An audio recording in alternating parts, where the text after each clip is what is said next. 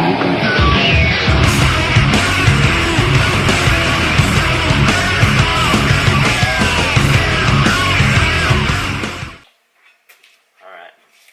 Hey, welcome back to the channel, everyone. The day off from work, and I figured I'd spend it doing a pretty simple but easy project.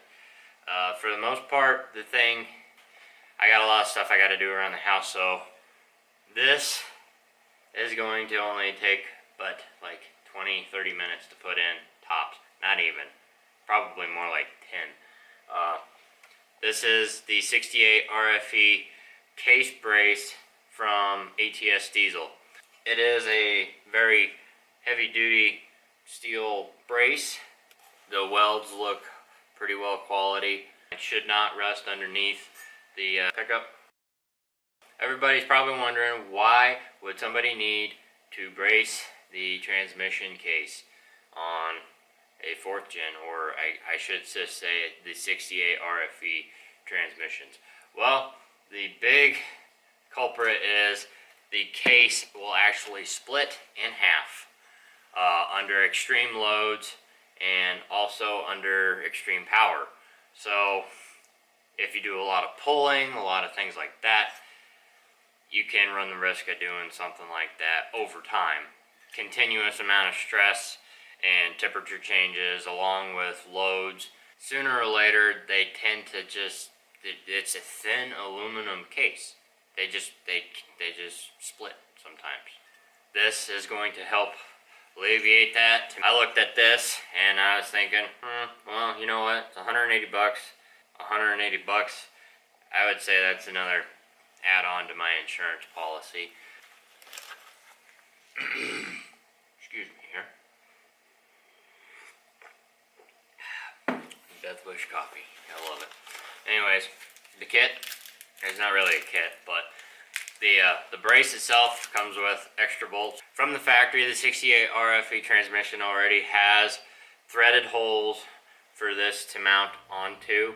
It was part of the casting and how it was part of plant operations is why they were there. As well, they kind of housed some brackets and stuff like that. I know the EGR, if you are still running your EGR, you can still install this and not have any issues with it. The reason it's in two separate pieces, it basically is tightening the back and the front of that transmission together.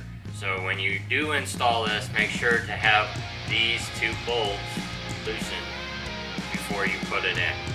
So the sizes you'll need to do this installation is going to include half inch, 10 millimeter, 15 millimeter.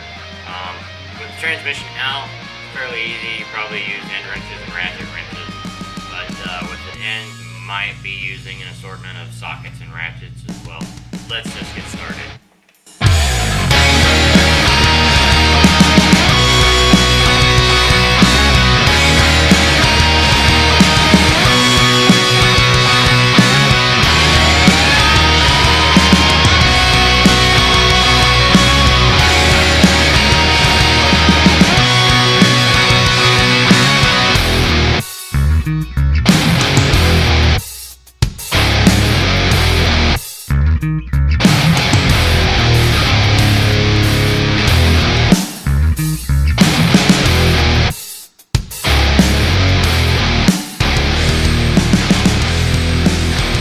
Just a FYI, if you're doing this with the transmission still in, all the wiring harness is still ran and everything, you're going to have these little plastic clips are going to be on the driver's side. They're going to be in these the threaded holes that you're going to be utilizing with the case brace. So you'll have this front one right up here to take out, this one, and the back one. Whatever you do, don't do what I did, because I broke it off in there and now I get to fish it out with needle nose and all that fun stuff. But anyways, that's what's going to go on with that. If you think that you're not finding your mounting holes, that's what's got to happen. Actually, that brace has new threaded holes on there for these things to get reinstalled into the brace, so they accounted for that. as well. This, oh, come on, light. Give me some light, please. Yeah, it ain't gonna do it for me. Sorry about the lighting, everyone. Terrible, I know. This wiring harness that comes out of the transmission right here, there is another one of those zip tie ribbed stud mounts up in the top. You'll have to take it out of that threaded hole to utilize it. And then there's also, for me, I'm deleted, so that EGR bracket right there is a 10 millimeter coming out. You'll have to take it off and mount your brace and reinstall that at the same time. So that's what's going on here. And then the very front mount you'll be able to utilize. It's completely empty right now.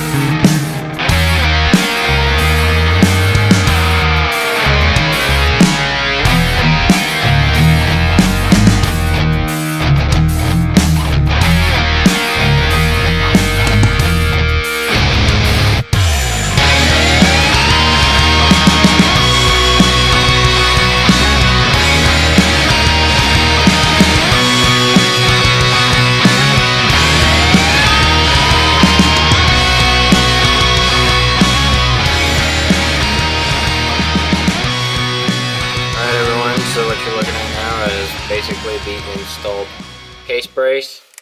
The only bolt that you'll have a 15 that you'll want to use on the driver rear, the very back hole on the driver's side. That's where the 15 millimeter sized bolt will go. And then, as you can see, these little threaded holes right here and here, that's where your factory ribbed pins for your harness will go. But as for torque specs though, there are no torque specs. Basically, snug them up is the best thing to do. Do take in consideration that the case is made of aluminum, so don't get too overzealous with it. Just make sure that they're nice and tight, won't rattle out. Don't be afraid to use some 242 Loctite if need be. You can't see, but you'll use your 1/2 inch.